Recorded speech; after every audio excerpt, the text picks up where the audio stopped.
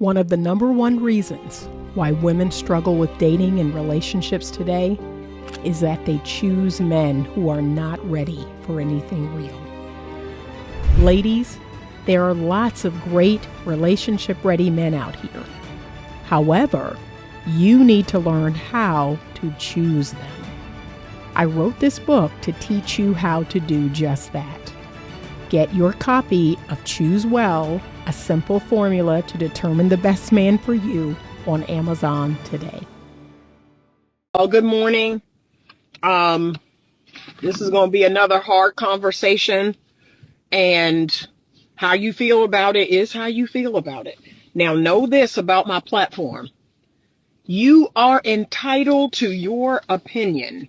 That will forever and always be the case. You are entitled to a difference of opinion. You are entitled to disagree with me respectfully. When you become disrespectful, when you start name calling, when you start, your thoughts are not critically thought out, like you're just, that's dumb, that's wrong. That's not an argument.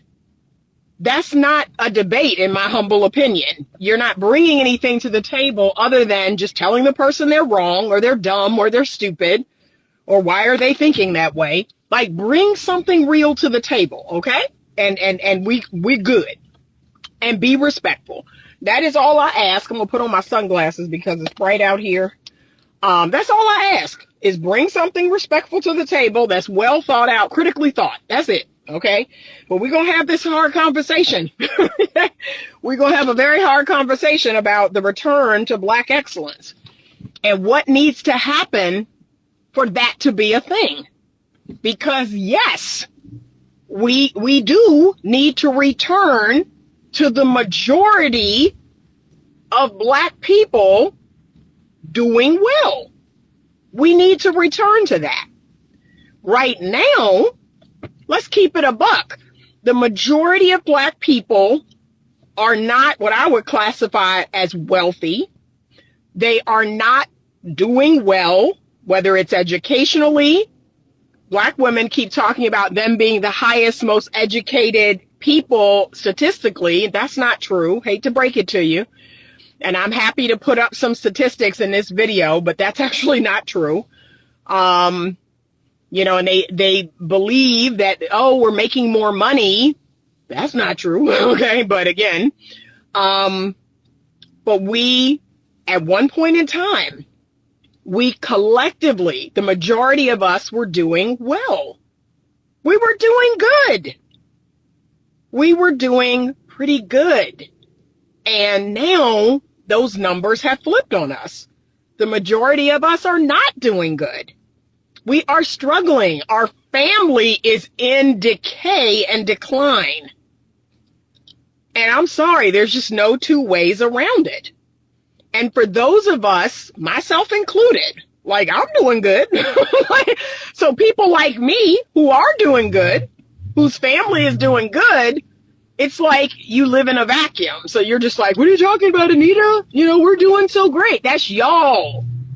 But even I am not so blind that I can't see that the majority of us, the majority of FBAs, foundational Black Americans, are not doing great. I'm not so blind that I can't see that. I can see that we're not doing good, okay? I can see that we are morally declining. We are declining. And to act like that isn't happening. No, that's happening. That if you look at these videos of what's going on in Chicago and what's going on in DC and other cities, we're not doing good. We're not doing good financially. We're not doing good spiritually, mentally, emotionally. We are not doing good. Like I said, I can, a lot of people call me Black elitist because I get to do things like vacation in Martha's Vineyard. I get to go on several vacations a year. I get to pay my mortgage and my bills without any problems, right? My children are college educated. People call me Black elitist. But I do recognize that the majority of us are not doing well. We are struggling, and our family is really struggling. Don't get me started on that. So how do we return to 2/3 of our Black children, excuse me, being raised in a 2-parent home? How do we return to that? How do we get those numbers back? 2/3 of our children were once raised in a 2-parent home, mommy and daddy in the home. How do we lower the rates of crime in our community committed by us? What needs to happen for that to be a thing? That's my question. I have solutions. I always bring solutions. Y'all don't like my solutions, but I always bring solutions. I never just talk about the problem. I bring solutions, but I'd love to hear you all's solutions. What needs to happen for us to have faith again and have high moral compass again, to have high standards again for ourselves, for our women, for our bodies, for how we operate? What needs to happen? And y'all really don't want to hear this, and you're not going to like it. But the women, it's the moral compass of the women in a community that is the guiding factor.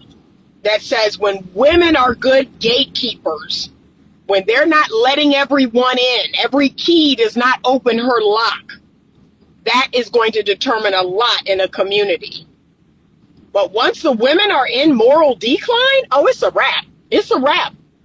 That, and the West will fall. And women hate that. They hate to hear that because it holds them responsible. It holds them responsible and accountable, but they hate that. Why does it got to be us? Why does it depend on us, you know, and why does it got to be? Y'all hate that because it's actually holding you to some sort of standard.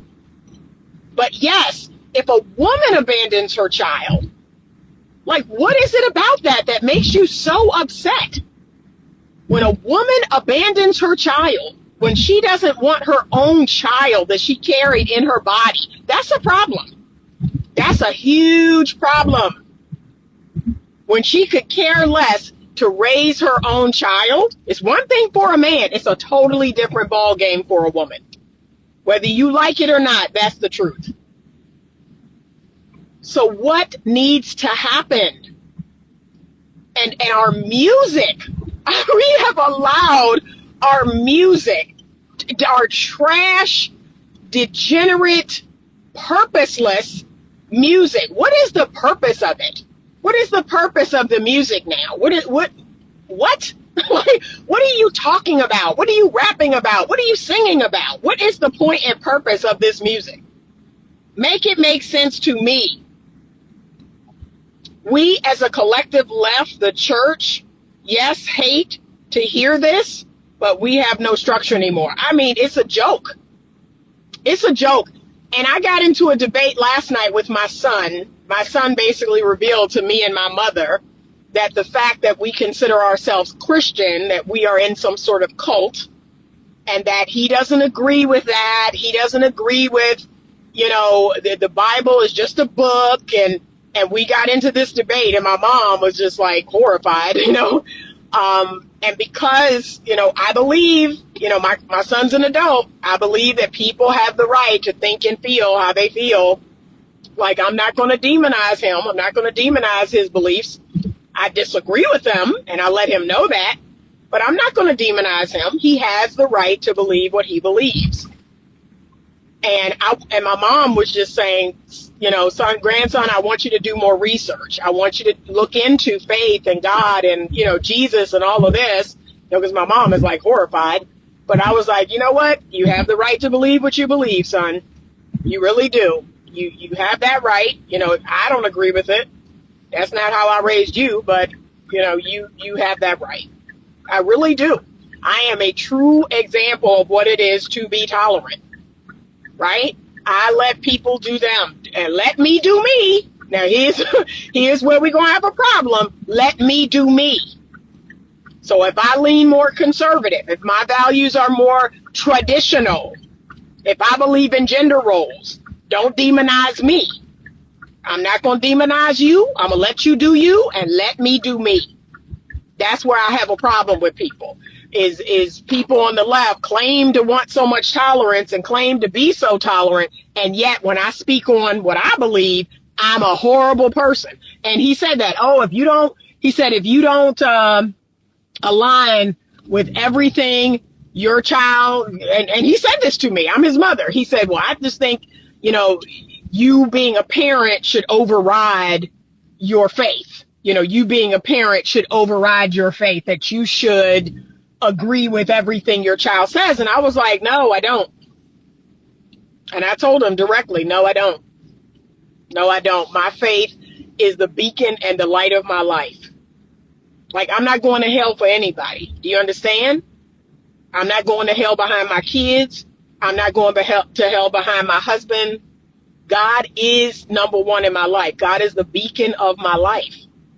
I said, and son, you can call it a cult. You can call it whatever you want. But that is my belief. That is what I believe. So, again, we don't have to. And I love my son. I love my son. My relationship is not going to change with my son. I let him know that. But yeah, we disagree. That's it. We disagree. That's all that happened. And I told him that. I said, you're not going to be excommunicated from my life. I'm not going to go no contact with you. None of that's going to happen. We can disagree. And I let him know that. Son, we can disagree and I can still love you and still have a relationship with you. But this is what you got to understand. Disagreement does not equal disrespect. Just because you disagree with someone, that doesn't mean they disrespect you. And that's where we are now. You can't even have normal, healthy debate or disagreement. It's just gotten crazy. So we have got to return to structure, to order. We have got to return to something that makes sense, because we have to look at, and this is what I keep telling Black people, look at the outcome, right? Y'all love talking about conjecture and an ideology and, all of this, but what's the outcome? Is the outcome a good outcome? Like what's going on there? Because to me, if I'm not getting good positive outcomes, then I need to rethink all of this. That's what that's telling me. Y'all, I need to go through, hold on a second, because I need to go through the toll, and my toll thingy fell off. So I got to hold up this thing while I go through the toll.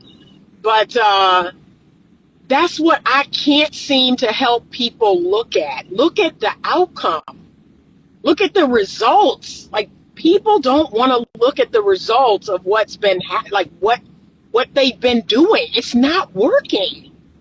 What you're doing isn't working. Like, I can't seem to help people understand that. Like, what you're doing is just not working. Can you see that? And what needs to change? What has to be different? Because what you're doing is not working. And I don't know why we can't get people to look at data or statistical fact or results. Like, I think it's wild. Well, this is ideologically, this is what but it's not. It doesn't work. It is not working. So we have to come up with some ways and some plans. I have my plan. My plan is working out for me. I think it does start with the individual. A lot of people want to speak on this macro, bigger level, but I feel like it has to start with the individual, and then we can go on to micro, and then we can go on to macro. But to me, it has to start with the individual. Like, what can I do individually to make my life better? And I think the first thing we need to do is take personal responsibility. I think individually, we need to take radical personal responsibility. We need to look at the ways that we are showing up in the world and in our life. We need to look at the relationships closest to us. We need to take radical personal responsibility and say, okay, what needs to change in my life? That is the smallest level in which we're going to start to make changes. And then we can go to our family and to our friends, and then we can go to our organizations, and we can keep going and going and going. But we have to look at what we're doing. We have to be willing to start at the tiniest, smallest level, which is personal. And that's what I did. That's how I made a better life for myself. I took radical responsibility. I said, what is it I'm doing or not doing? And how can I take radical responsibility for what is happening in my life? That's it. That's it. That's what I did. And I need everybody to do that. But this so-called Black culture, which is now the most profane, the most sexualized, the most degenerate, that is not Black culture. I keep telling people this. That is not Black culture. That is a small percentage of Black people, in my humble opinion, ruining it for everyone. And you got other groups of people out here that when they think Black, that's what they think of. They don't think of people like me. They don't think of people like Thomas Sowell or, educated people. They don't think of that. They think of the rappers and the Megan Thee Stallions and that's who they think of. And what's the other guy? Cardi B's man. These are the people they think of. They do not think of people that have their head on straight. They think of, the rapping and the over-sexualized women and the cussing and the bonnets and the pajamas out at Walmart and, that's what they think of. When they think of Black, that's what they think of. Wearing bonnets in the airport and slippers and pajamas and cussing and this and that and, you ain't gonna tell me what to do. That's what they think of. They don't think of people like me. So it's like we're all painted with this broad brush. And I'm here to tell y'all, as someone who does vacation on Martha's Vineyard, as someone who is around plenty of Black people that have plenty of sense, that's not us at all. That's not our story at all. At all. It's just so sad to me. Because we're sitting around looking at these people like, okay, like that ain't us, right? We're like, I don't know why they think that's all of us, because that ain't us, right? That's what we're thinking. And yet, that's what a lot of people of other races think, that is how we are, and it's not. I don't even think that's the majority of us. I think the majority of us are hardworking people. We mind our business. We go to work. We try to get along with folks, for the most part. We're not out here stealing and robbing and killing and acting crazy. We're not, I saw this video in Chicago where the truck backed into the Louis Vuitton store and broke the window. And then all these, Black folks ran in and stole all the stuff. That's not most of us. That's not most of us. Most of us are at home by 9 o'clock. Minding our Black people business. That is not most of us. And I just think it's like, what happened? What happened to us? That this is what people think is the Black experience. That's what Black culture is. We're not blasting profane music from our radios. That's not most of us. But you got people thinking that is most of us. It's not. And I'm sorry, yes, I do want to return to the two-parent home. I do want to return to a mom and a dad working hard and doing what they have to do to raise their family and teach them good values and good morals. And Big Mama saying, what are you talking about? What are you doing? You better not be saying that. You better not be doing that. Yeah, I want to return to that. I want to return to your neighbors. Your neighbors being like, Johnny, I saw your son, little Johnny, doing this and that, and them getting on him and then him getting it when he got home. I want to return to the community, collectively helping to raise good kids. I want to return to educating our kids, giving our kids their values and their morals at home. I don't need to worry about what the teachers in school are teaching them because I'm teaching them something. I'm teaching them something totally different. Okay? You're getting my values. You're getting my morals. I don't need to worry about what the teachers are teaching because I'm teaching you something totally different. I'm taking you to church, Bible study, and I'm giving you something foundational. Now, if you do something different when you become an adult, and that's what's happening with my son is on something totally different. This is not what I gave him. This is not what I foundationally gave my son. Right? But he's an adult. He has to go on that journey. He has to figure things out for himself. There was a time where around his age, that's what it reminded me of. I was like, Anita, don't trip. Because around his age, you were exploring other religions. You were exploring other concepts, other things, other ideologies. You were doing this. I was still in college and I was, exploring all of this. So I was like, don't trip. Do not trip. Okay. This has to happen. Right? He has to go on this journey of, I don't know if I believe in God. I don't know if I believe in Jesus. Okay, let that happen. That's what I told myself. My mom was horrified. Like I felt bad because my mom was horrified. But I said, nope, don't trip. You had to go on this journey too. You had to leave the presence of God to realize that you needed God. Let it happen. And I prayed a special prayer for him last night. Lord, it was more for my mother, if I'm being honest with y'all. I just prayed to the Lord, help my mother's heart to be at peace because that really upset my mother. But I said, he gonna be okay. I'm gonna be okay. I'm gonna keep praying over my children. I'm gonna keep praying that they know you and they have to know you for themselves. They have to come to a relationship with you on their own. They can't ride into heaven on my coattails. Just like I can't ride into heaven on my mother's coattails or my grandmother's coattails. They have to find out for themselves. I know God is real. I fear the Lord. And my son is going to come to that on his own. That's my prayer. Okay? If he doesn't, he doesn't. I'll still love my son. And I told him this. I said, son, I don't have to agree with everything you do.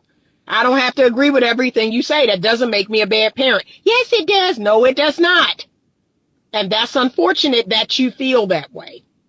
But there are lots of things that you're going to do that I'm not going to agree with. And you are saying that disagreement equals disrespect. It doesn't.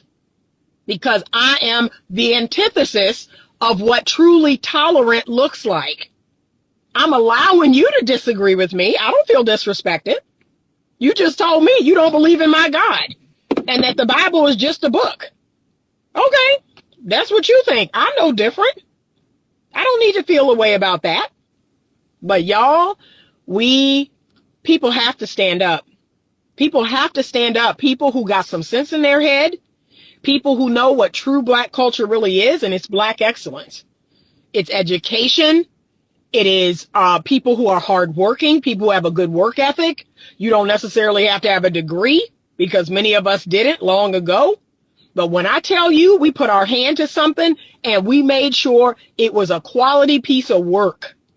We had blue collar jobs, some white collar jobs. Very few of us were educated. More of us are educated now. But here's what's wild to me. You got educated N-words. You got educated ghetto folks out here. I know people personally, I'm not friends, I just know them, that have doctorate degrees that every other word out of their mouth is the F word. Please make it make sense. Make it make sense that you have a doctoral degree and every other word that comes out of your mouth is the F word. Make that make sense to me. That you've gone as high as getting a doctorate and you don't know no other words other than the F word. That is a weak mind trying to express itself. And it's a sickness that says we have to hold on to this ghetto mentality. That's what makes us cool. That's what makes us, cause that's what, I'm not going to leave my Blackness. I'm not going to leave my Blackness. I ain't going to talk proper. I ain't gonna talk like you, Anita, because that's talking white. What kind of ignorant fraganacle bull is this? That because you know how to respect yourself and you know how to respect others with your language, that makes you white? That's a problem right there. Like, I really need y'all to hear this, that it is black excellence. It's white people that's actually emulating black excellence. That's where they got it from, us. They got the speech, they got the dress, they got it from us. They got it from us. That's what y'all don't get. But speaking like we got sense, and dressing like we have class, and being modest and covering up and knowing that there's a diamond in here. You're gonna have to invest to see this diamond. You got women now that's showing everything they got for free. They giving away everything they got for free. I'll be darned if I give away all of my goodies for free. That ain't gonna happen. You got to excavate and dig deep to get this diamond. It ain't just laying on the ground. That ain't happening. They got it from us, but y'all are under the belief that talking like you have sense.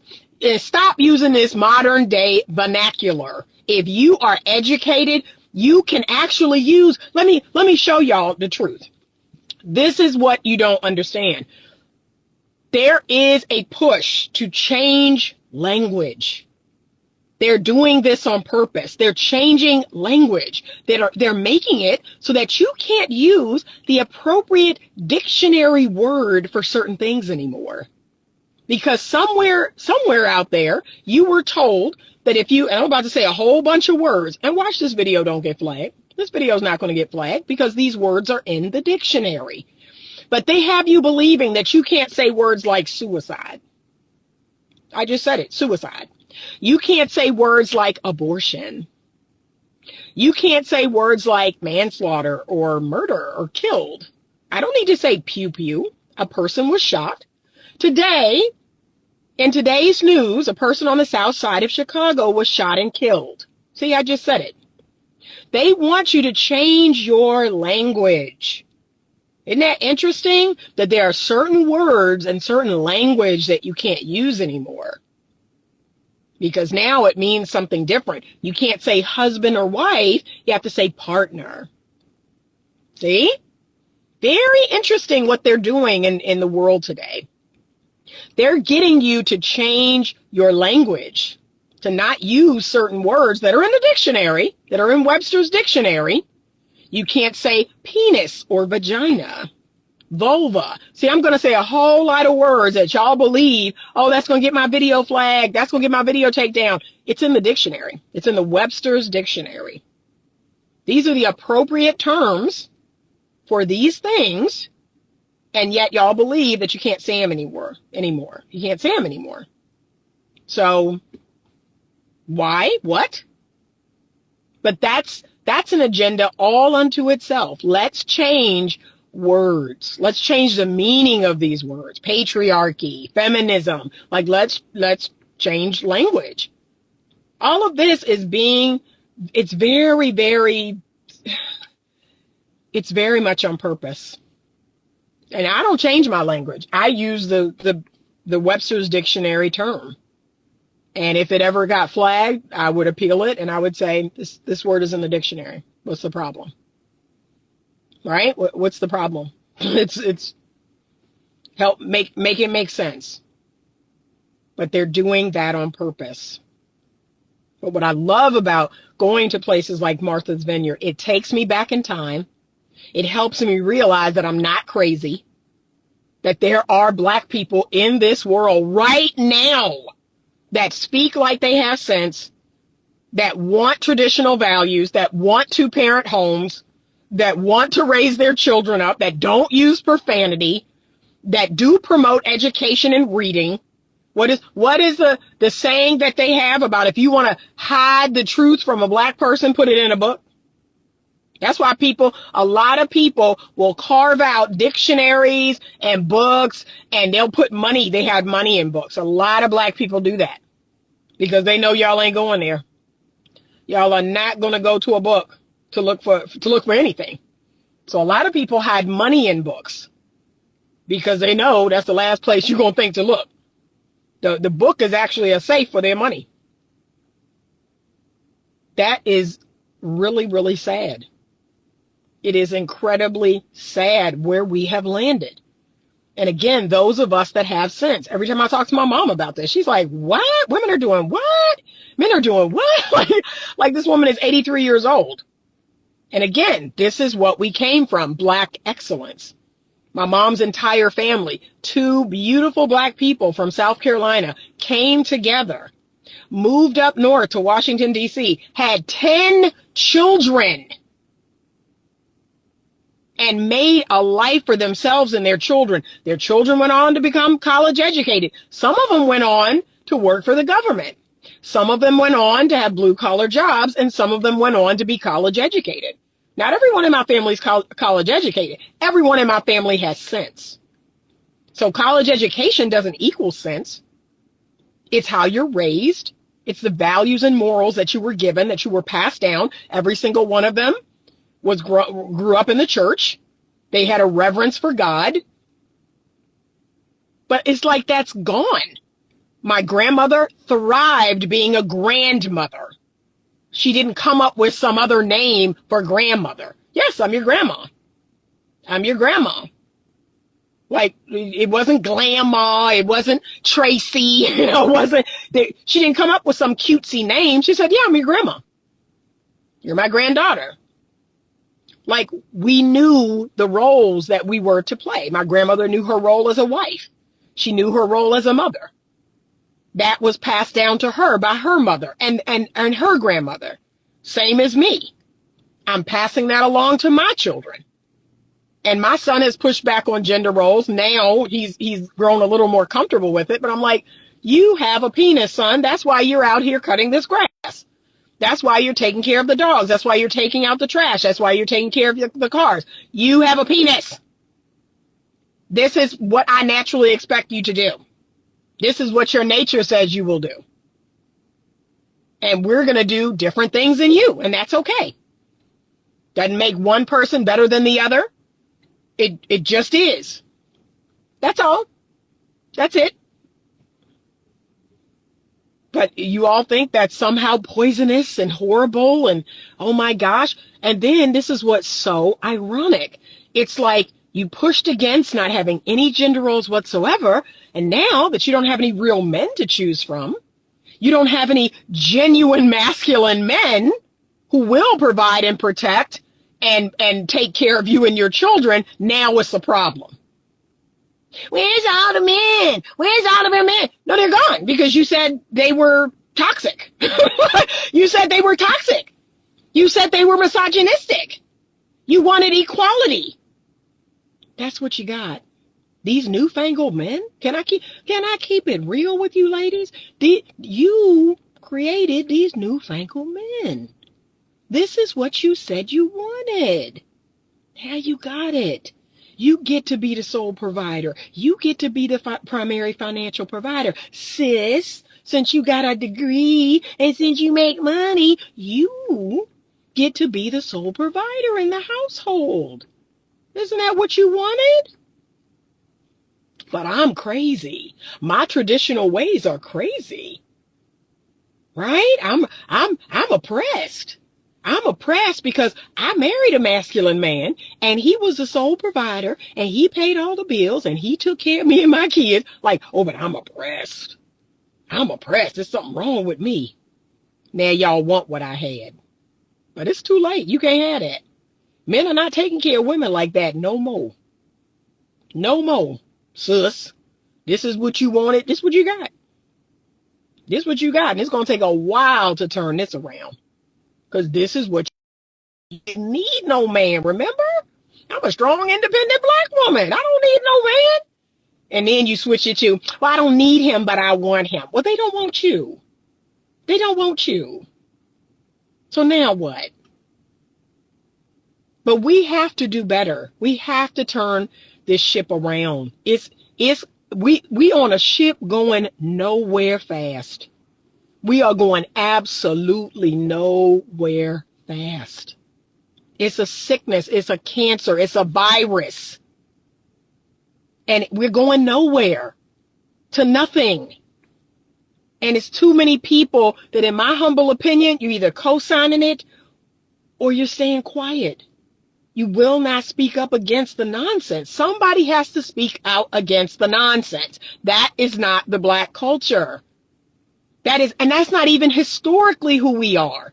Megan Thee Stallion, Cardi B, all the rappers, Offset, and what's the other dude? I don't even know them because I don't listen to their music. That's not even who we are historically. Y'all acting like, this is no, not even close. We sang about love. We sang about God. We sang about having a good time. We sang about a lot of things. But what we doing now? Popping that coochie and all this nonsense? Nah, I don't know what this is. I don't know what y'all got going on. I don't. And I don't know half the people because I don't listen to it. Glorilla and all that. I don't listen to none of that. But we have got to turn this ship around. I'm not on the ship, so I don't know. I know it's not going anywhere, but we got to turn it around. We have to do better. And I don't even believe it's the majority of us. I think a lot of us stay quiet. A lot of us mind our Black business, but it's hurting all of us. Just like I told y'all about feminism, it's hurting all of us. Women have got to open their mouth and say, no, like, that's not right. We have to say something. And you don't have to have a platform like I do, because I get a lot of hate. But I'm built for this. I'm older and wiser, and I'm not looking for y'all's approval. Y'all know I don't care what y'all think. I block people on the regular. And I sleep well at night. I don't think a thing about the comments I read or the things that y'all say. I really don't. I go to bed at night, and there you go. Like, I'm built for this. But we have to speak up. We have to speak out. We have to start acknowledging where we are, how we got here, and how do we get back to Black excellence. And there were a lot of things in the past that weren't good. I admit that. I tell y'all that all the time. There are tons of things in the past that weren't great. But there were a lot of things in the past that were great. And why can't we continue to do that? We got good results. We raised relatively good people. But now we're going off the cliff. And we have to pull back. So that's it. Those are my thoughts. Y'all know I'm going to share my thoughts. Thank you. He said, I love the hairstyle. Thank you so much. And my hair is like really tight today. I need to pull it out. My hair is just really tight today. Let me see if there are any other comments, but I am running in to do a podcast episode. I will keep y'all posted on the podcast that I have been on. Please check out The Kosher Clinician. His podcast is up right now. Jeff St. James and I are going to reschedule ours, and I'm going in to do a podcast episode right now with another young gentleman. I'm going to post about it. When it comes out, I will post about it. But I've been a guest on several different podcasts here lately. I don't know why they were all bunched together like this. But I will keep you posted. Please be the change that you want to see. That's what I can't express that enough. Be the change that you want to see. It's not enough to just talk about it. Be about it. Be about it. Look at your own life. Look at the changes you need to make and make those changes. That's where I believe it begins, on the micro level. Thank you so much. I appreciate you all. I appreciate how you support the platform. I have a members only video coming out about Ebony K. Williams. That should be coming out today or tomorrow. Consider becoming a member of the channel, because you're going to see some more spicy content. You're going to see some more authentic, real, I can say how I want to say content when you are a member. So consider becoming a member of the channel. Thank you so much for watching. And as always, stay open to love.